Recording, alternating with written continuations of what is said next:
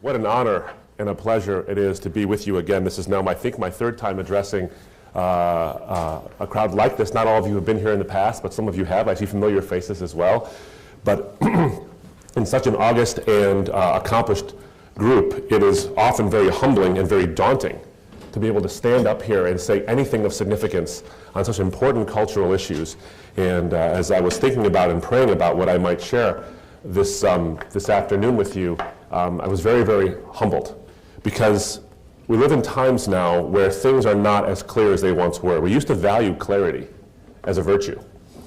We're currently in a situation now, I think, culturally speaking, where clarity is becoming something of a sin, and confusion is considered a virtue. What I mean by that is just to say this, that as you look around the world and you see the questions we're being asked, not only politically, but even culturally, societally, things that were once very, very easy to say we know what the answers are on these issues are now up for grabs. Questions like baseline questions. What does it mean to be human? Now, we of course should be analyzing and examining these questions and understanding them, but we used to come at these questions like, what does it mean to be human?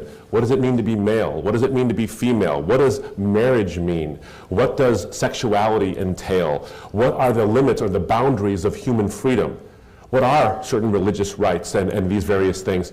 We used to come at these and look at them and say, what are the subtleties, the subtle differences in these issues? Now we're challenging the issues themselves. We're saying that there is no definition of human. There is no definition of gender. There is no definition of marriage, and sexuality, for example, is all up for grabs. Everything can be changed. Now, this is a phenomenon that's happening strongest in the West, but as I've seen things happening all over the world, and you hear and you read about these things, you begin to see something.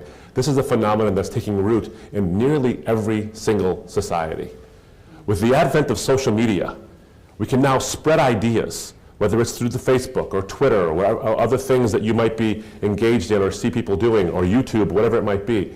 Ideas that were once localized, that were once limited to a certain country or a certain type of a culture, are now being spread very, very quickly. And of course, certain governments and other things are trying to regulate what goes in and what goes out of their countries, and that's up to them. But there's no stopping the flow of information, which means there's no stopping the flow of ideas, good or bad. Which can be, of course, a very serious challenge. What I've noticed, though, is that in this culture of confusion, there's a root to it all, and I want to get to it in a moment. But it reminds me of something that happened to me a few years ago. I was traveling to go speak in a place called Wallaceburg, Ontario, and I'm from Michigan, so in order to get there, I have to cross a river. Normally, you can go over the Blue Water Bridge near Sarnia, or the tunnel near Windsor, Ontario. But this particular engagement in Wallaceburg required me to cross the river at a relatively unfamiliar place to me in a town called Algonac. And in that town, there's no bridge that goes over the river. You have to take a car ferry. Now, I'm from the Great Lakes state. We have these huge lakes that are sea-sized lakes. They're just salt-free and no sharks, which makes them wonderful to swim in. So I'm used to these large car ferries that can hold 30, 40, 50 cars at a time. They're ships. To call them a ferry is a bit of a misnomer or a mislabeling.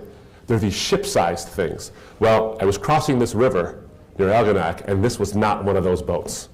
This is a tiny thing that held 2 cars maximum. And it was rickety and this white rusty thing that I was like, I don't know if this is going to make it across. And I thought maybe the guy would get one of those ropes that used to pull, boats across the river on. Like, this is the worst boat possible for this kind of a trip.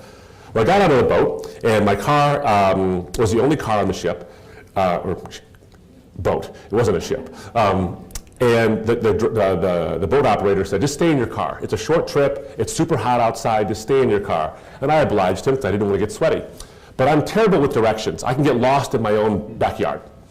So I'm terrified that I'm not going to be able to find where I'm going once I cross over the border into Canada. So I look at my GPS system in my car to make sure I'm going in the right direction. It was at that exact moment when I looked down at the GPS that the boat left the dock. Now, because looking down, I didn't see the boat leave the dock. But because I was in the car, the suspension of the car and the mass of the car absorbed the energy of the boat leaving the dock. So I didn't feel us leave the dock either. So I didn't see it, I didn't feel it. So when I looked up, I had that vertigo that happens, that sort of confusion and maybe even that panic that happens when you're not sure if you're moving or not. You know, you've been there at the intersection of two streets where there's a bus next to you and the bus begins to move forward and you're not quite sure if the bus is moving forward or you're moving backward. And there's that momentary panic that happens and that nausea, like, oh my goodness, am I moving or not? What do you do in that particular moment to make sure you're not backing up into somebody and might kill them? What do? You look for a point of reference, something that's fixed, that doesn't itself move. You look for a sign or a mailbox or a building or the stoplight, something else, to see if you're moving relative to that fixed point of reference. Well, I was on a river. Everything's moving. There was no fixed point of reference, where I was awash in the flow. And so my nausea and my panic sort of happened and persisted for quite some time. In order for it to go away, I had to find a fixed point of reference, and my only reference really was the distant shore that was approaching. So I looked at it and I examined it carefully and I thought, it's getting larger and larger in my field of vision. I am in fact moving, and all of a sudden the confusion went away. The culture we currently live in is the river. All points are moving, whether they're religious points, whether they're spiritual claims, the growing number of people who are called nuns, N-O-N-E-S, not nuns like Catholic nuns, but N-O-N-E-S. It's people who say that their religious affiliation is none of the above. They're spiritual, but not religious. And they can define spirituality or God or whatever, however they like. Questions about who we are as people. All of these things no longer have fixed points of reference. They're all in the river. And in fact, what I would say to you, especially in Western culture, is we've left dry land, the foundation, so long ago that we suddenly feel like we feel better in the river. And when we get to dry land and we feel the stability that comes from it, we sort of resent it. Because the dry land represents a foundation that we have to orient ourselves towards. In other words, if there is a foundation, then we are moving relative to the foundation. The world suddenly doesn't revolve around us. And we don't like that, because we're entering into a phase, I think, of human culture across the world where we talk about freedom a lot. We use this word freedom quite often, but I don't think we actually mean freedom. We mean something else. And there's a confusion that's happening. I'll get to that in a moment. But in the 1980s, I'm a child of the 1980s, and some of you are, and some of you are not, and some of you are childs of the 50s and 60s. But I remember there was a phenomenon that was occurring, especially in the United States. It was called nuclear war neurosis, or Cold War neurosis, where children were waking up in the middle of the night screaming because they had had nightmares that the United States and the USSR had finally done it. They had finally pushed their buttons, and the Cold War became suddenly very, very hot.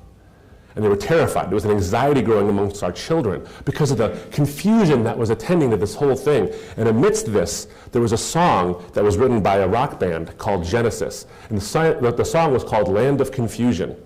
And of course, in English it rhymes. And the song lyrics go like this: "Oh, Superman, where are you now? When everything's gone wrong somehow. These men of steel, these men of power are losing control by the hour." I want you to translate from the 1980s, 30 years ago, to today. And so many of you are working on solutions and trying to foster relationships among different nations whose systems of belief sometimes are very, very different. And we're trying to find common ground while we discuss our differences. Yet we're seeing this culture of confusion. It's not just being driven by the men of steel and the women of steel, but it's also being driven by the cultures undergirding the nations we represent, and the businesses we represent, and the cultures we come from.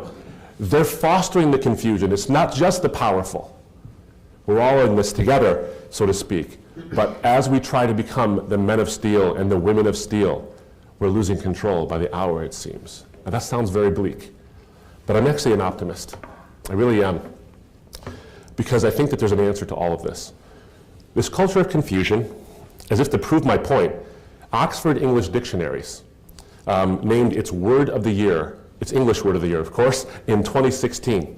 Now every year, Oxford English Dictionaries actually names a word of the year.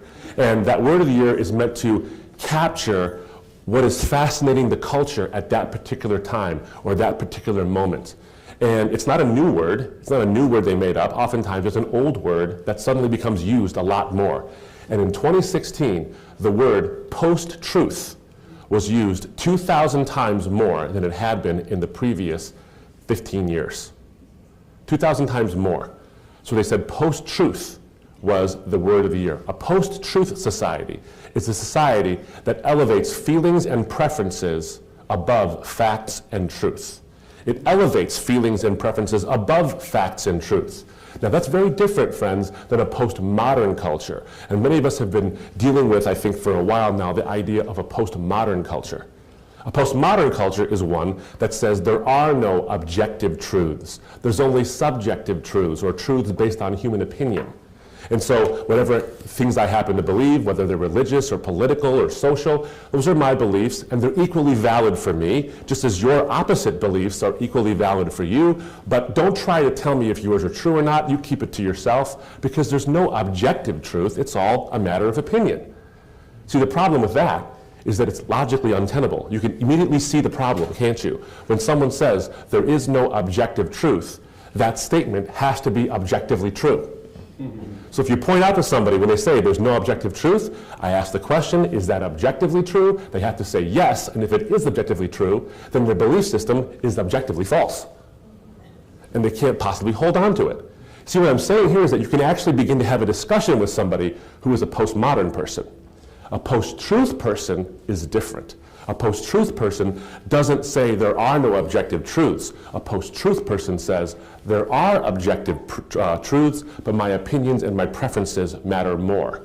And if those truths line up with my opinions, great. But if they don't, then I don't care. Do you see the problem? You can't actually have, it seems to me, a logical dialogue with somebody who's post-truth, where their preferences matter more. Why are we in a place where our preferences and our opinions and our emotions matter more than the actual factually verifiable truths? Why are we there? I think in order to deal with that kind of a situation and find hope, we have to actually diagnose how we got here and what to do about it. Now, the diagnosis is not a happy diagnosis. It really isn't. From a Christian point of view, I'll just tell you this. This is not a new thing. The strength of it is new. But the idea, the seed of the idea of a post-truth society was planted in the Garden of Eden. From the Christian perspective, our first parents, Adam and Eve, were post-truth people. They were given this wonderful garden, and God said to them, do not eat of a certain tree, because the day you eat of it, you shall surely die. And then they lived with that rule. I don't know how long. In fact, the Bible says that Adam and Eve walked and talked with God in the cool of the day in the garden. They literally had fellowship, relationship with the one who is the source of all truth. And they lived with that rule. Do not eat of this one tree. Everything else is yours, but this one. And they live with it for who knows how long, and then along comes Satan, and he misquotes God. He doesn't quote God's words accurately back to Adam and to Eve. God said, don't eat of this fruit.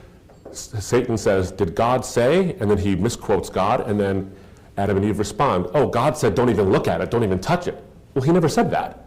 But you see the problem? They added to what he had said. They misinterpreted what he had said. And so in doing so, they showed themselves not to be committed to the truth. And now Satan knows, I can get them here, because they don't actually stick to the truth.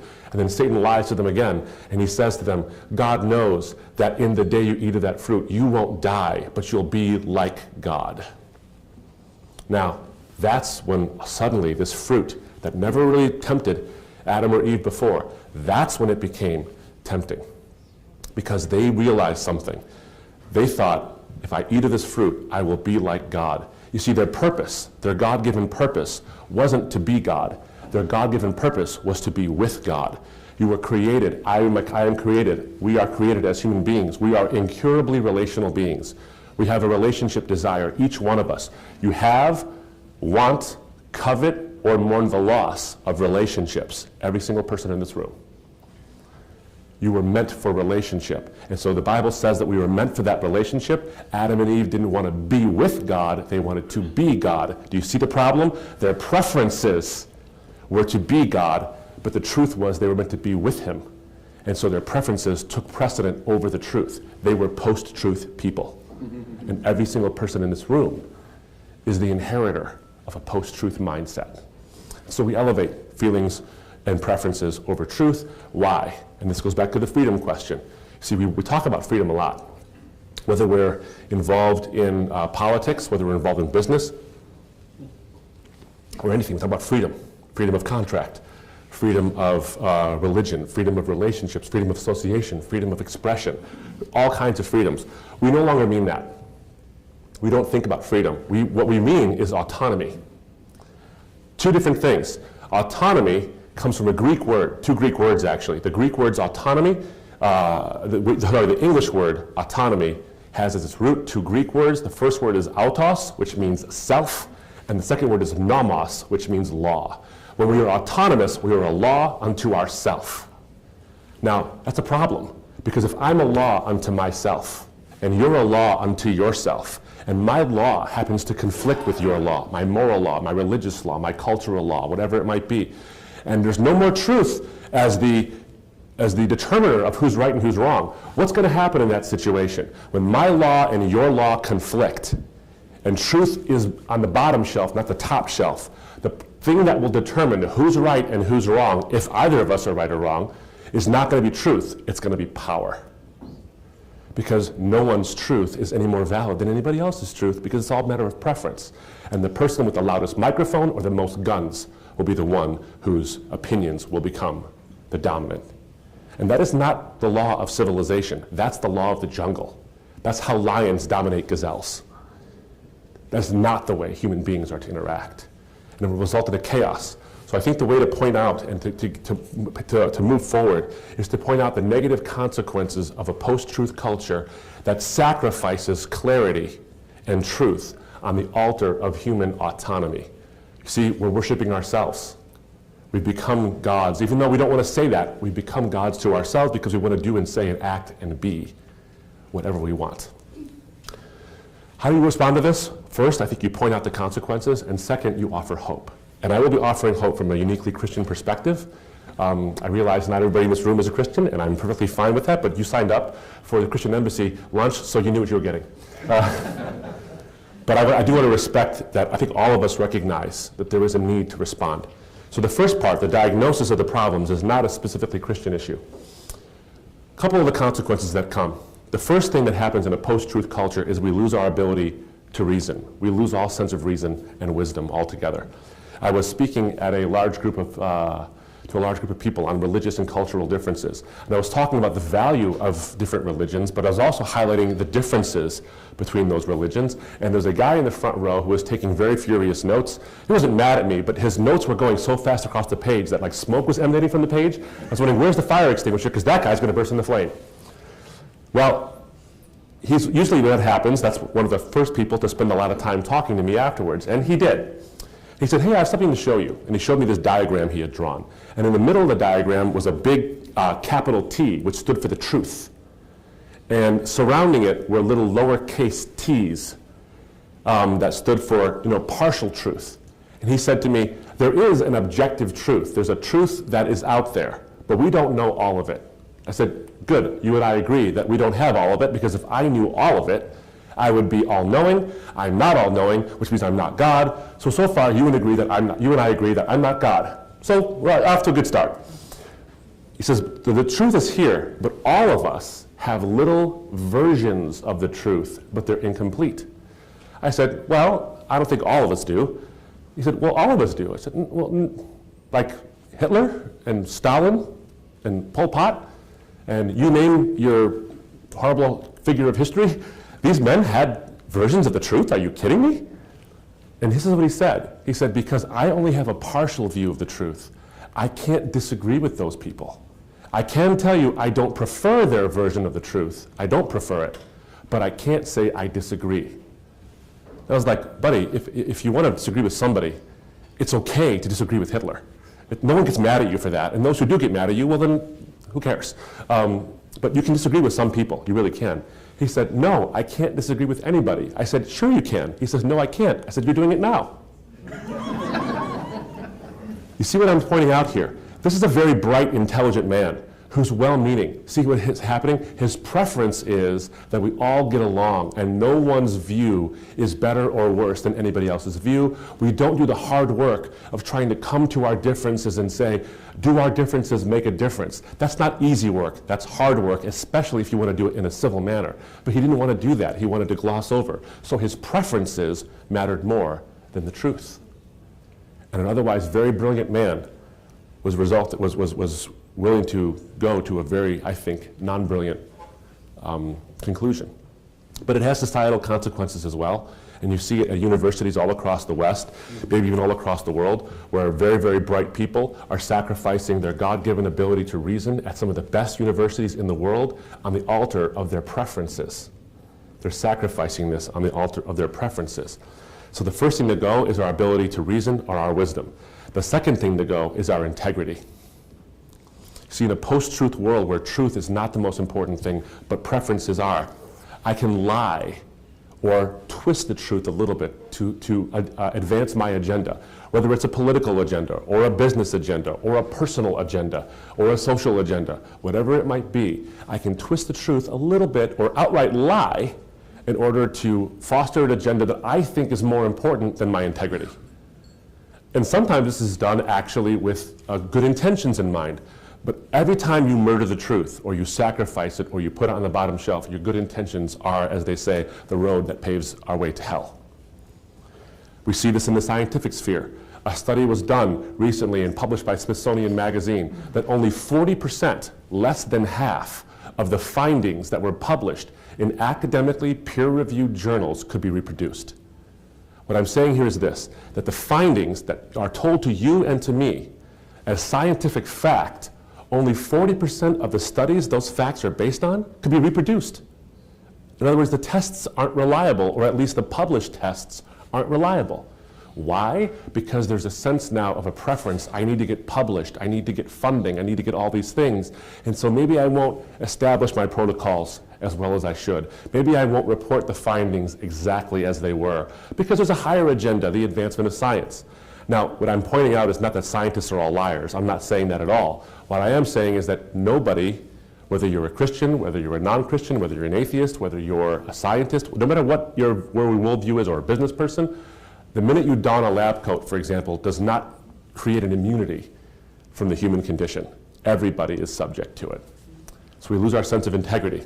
And the third, and probably the worst thing, is we lose our sense of accountability and human value. It was Protagoras who said that man is the measure of all things. Back in centuries ago, he said the gods are these petty gods. He was referring to Zeus and Athena and all these different Aphrodite, etc. He was saying these gods are not worthy of our worship, and therefore there are no gods. And so humanity is the measure of all things. There is no standard above us. Here's the problem with that. If there's no standard above us and we become the measure of all things, then we not only determine what's true, but we determine who is valuable. And we're saying this today. I can quote for you many, many thinkers, thoughtful people, who would agree with this statement that there is no God above us and therefore there is no standard above us. We are the standard. And they would say it over and over again. It was Tom Flynn who said that through a process of value inquiry informed by scientific thought, we can reach, in his words, quote, rough agreement concerning values and ethical systems. We don't need God for this. I would venture to say this, though. If you look at the past 1900 years, or even the past 2,000 years, especially the last 100 years, where we've had all this advance in technology, and our brilliance is on full display, this little machine that each one of us holds, that we laughingly call phones. No one makes calls on these things anymore. This machine holds more computing power than the first rockets that went to the moon. And that's the kind of genius we have now, and kind of creativity we have now. And yet, we have not reached this rough agreement concerning values. We've not come there. We use these little machines. We're in love with these things. I mean, I want you to think about, if your phone dies, do you get twitchy? Do you get a little nervous? Sometimes, and this is a phenomenon that actually happens, your phone's sitting on the table and you feel it vibrate in your pocket. This is actually a phenomenon that happens. People are so connected with these things. In other words, what's happened is that we've personified our machines. We even call them names. We personified our machines and we've objectified people. We use these machines sometimes to watch and look at the most heinous things that make people into commodities. Because Tom Flynn says we can reach a rough agreement concerning values, when the reality is all we've done is agreed to be rough. We've not come to this rough agreement concerning values. The protests across universities are any indication. It's pretty bleak out there. and we lose our sense of human value. In fact, there are ethicists who are coming out of our major universities who are making the claim that parents should be able to kill their newborn babies. Not preborn, newborn.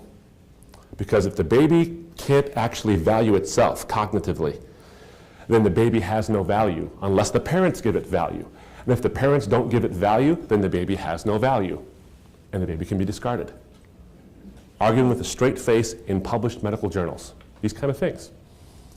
Because man is the measure of all things. We've become the determiner of who is valuable. So we lose reason, we lose integrity, and we lose accountability and value. If there's no God above us to whom we are accountable, then we can determine who's valuable and who's not. And we've done this over the course of human history, and we're terrible at it. We say certain people, because of their ethnicity, because of their religion, or because of where they happen to be born across a border, are less valuable than us. We can kill or enslave them. We're not very good at this. It was Yuval Harari who said that we are petulant gods who do not know what we want. Is there anything more frightening? Now that's a very bleak picture, but let me tell you this. I'm actually very positive. When we go to universities all across the world, our team and other people see thousands of people show up at the most secularized or whatever it is universities that are out there. They come by the thousands and they ask questions and search for answers. So the answers I want to give you in the short time we have remaining are from a Christian perspective. The diagnosis has been from a non-Christian perspective, or not at least a not specifically Christian perspective, just the way the sociology works. The solution, I think, does come from a Christian perspective. The gospel actually offers hope. Now, we talked about freedom and autonomy. The Bible is seen as this document that is supposed to be against freedom. And a lot of people in the West want to reject it as a source for human flourishing because they're saying it has all these rules and regulations and things that restrict human freedom. And we don't want that freedom. We don't want those restrictions. We want to be and say and do and think whatever we want. So get rid of this arbitrary rule book. The reality is this: the Bible does actually stand against human autonomy, the ability to do whatever you want, because that results in chaos. But the Bible is very much in favor of human freedom. That's different. Freedom always requires a boundary, always, every single time, without exception. I want you to think about this. Here's an illustration. I have this wonderful backyard, and it's very large, but it backs up to a main road. And I was nervous about it. When we moved into the house, my kids were very, very young. In fact, I only had one child at the time. Now I have 3 beautiful kids. When they were young, I didn't want them to be able to play in the backyard wherever they wanted. They had to have a certain boundary they couldn't go past. Because if they played without boundaries, the ball would bounce into the street that's behind our house, this busy road where cars and trucks whiz by at very, very high speeds. If they didn't have a boundary, then they could play in the whole backyard. The ball would bounce into the street, and kids, being what they are, would run into the street, and they'd hurt themselves or die. So I'd be terrified of that. So if there was no boundary, then they couldn't play in the backyard. And if they couldn't play in the backyard, they would have no freedom to play in the backyard. In other words, just enough boundaries necessary for the purpose of my backyard to be effectuated, so they could enjoy the freedom to enjoy that backyard. Purpose and freedom are always linked, which means truth and freedom are always linked. It was Chesterton who said, "You may feel that in your creative way you are free to draw a giraffe with a short neck, but you'll find out you are not free to draw a giraffe at all. You might try to free a tiger from his cage, but do not free a tiger from his stripes. If you try to free a camel from his humps, you will find you have freed him from being a camel at all." Whenever you're dealing with facts, you're always dealing with limitations, but facts and freedom are linked. And this is where I think Jesus comes in. In John chapter 8, verses 31 to 36, Jesus is talking to those who come to him, and he makes a remarkable statement. He says, "If you abide in my word, you are truly my disciples, and you will know the truth, and the truth will set you free." See the coupling? Truth and freedom. You can't have freedom without truth. You will know the truth, and the truth will set you free. Their answer is really funny to me, because they answered him, "We are offspring of Abraham and have never been enslaved to anyone. How is it you say you will become free?" I find this hysterical, because they said, "We've never been enslaved to anyone." Really? Did you forget the 400 years of bondage in Egypt? You forgot that convenient little fact. The fact that you celebrate literally every year at the Passover, your freedom from bondage. Never been enslaved to anyone. Come on. And by the way, they're saying this while they're under Roman occupation. So how much truth matters to these people? Then Jesus, in his amazing way, says, "Truly, truly, I say to you, everyone who practices sin is a slave to sin. The slave does not remain in the house forever. The Son remains forever," meaning the Son of God. "So if the Son sets you free, you will be free indeed." Did you catch it? You will know the truth, and the truth will set you free. You will know the Son, and the Son will set you free. The Son is the truth. That's what he's saying. Now, you can't just kind of say that kind of thing or let it hang out there. You can't claim to be the truth that sets humanity free and just not expect someone to say, "Oh yeah? Why you?" You got to back that kind of a thing up. And I did a debate with an atheist at Western Michigan University. You can view it online. On the evidence for the resurrection of Jesus as a matter of fact. You see, they asked him, "Why should we trust you?" And he says, "I will raise my body up. You will kill me, you will destroy this body, and I will raise it up again in 3 days." And the evidence is, I think, very strong historically, both from the Bible and outside the Bible, that not only did Jesus die, but he rose from the dead 3 days later to prove he was right. People often ask me, "Why do you trust Jesus?" And I say this simply: he rose from the dead, and guys who rise from the dead have credibility. So he says, "I am the truth that sets you free." Now, what does that mean? What that means is this: freedom is linked to truth, and truth is linked to purpose.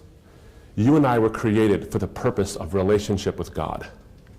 We weren't created for the purpose of being little gods ourselves and elevating our preferences above truth. That's not our purpose. That's antithetical to our purpose. Our purpose was to subject ourselves to the one who determines all truth. And in that, we find a freedom. The Bible says, I think uniquely, we are made in the image of God, and we were meant to have that in perfect harmony with God's existence himself. But we took that, and we twisted it horribly. And we left ourselves estranged from God. And Jesus comes and says, "I will die on the cross to pay the debt you owe," because each one of us owes God something because of our sin against him. And all we have to do is search our own hearts to recognize our impurity and our lack of sufficiency before God. He comes, he pays that price. Why do I believe that when he died, he actually did something that paid for my price? Because he rose from the dead to prove he was right. If he was wrong, he'd have stayed dead. But he wasn't wrong, and I know that because he didn't stay dead. And he tells you and me, you have an infinite value. Every person that you represent, whether it's in business, whether it's in your political career, whether it's in your social life, as a head of a family or part of a family, every person you represent, God says, is infinitely valuable, no matter what they believe, think, say, or do. They all are infinitely valuable. A cold, pitiless, indifferent universe where there's no God can't tell you that. But a God who creates all things, including you. I want you to imagine a universe that is billions and billions of light years across, and yet he creates you. Now, that isn't enough to prove you have value, because he could do it as a big cruel joke, but he doesn't. Someone once asked me, how do I know that I have value and I have this purpose? And here's what I say. From a Christian perspective, you and I can know, not just hope, but know that we have an infinite value because the infinite God paid an infinite price at the cross so that he could spend an infinite heaven with you. You know how valuable something is by what you're willing to pay for it. And you can know objectively that you and everyone you love and represent and hope to honor in your, I think, sacred callings, everyone has value because it's been demonstrated. You weren't told you had value, you were shown you have value. And that, I think, is a unique Christian perspective that offers us hope. In a world that wants to find fulfillment, that elevates personal preference over facts and truth, we look for fulfillment in things that are neither personal nor true. We look to pornography, which isn't personal. It's a horribly depersonalizing affair. And we try to find fulfillment only to find ourselves wanting more or different or weirder expressions of this. We look to our relationships with other people only to be let down by other people because they're just as broken as we are. We look to various experiences, whether it's parties or career or all these things, thinking they'll fulfill us. None of these things is actually personal, yet we elevate the personal over the truth. So none of these things are personal, nor are they true. The unique Christian perspective is this, is that you and I and everyone in the world can find fulfillment in Jesus, because in Jesus, the truth is a person. Thank you so much for giving me some time. I really appreciate your listening ears.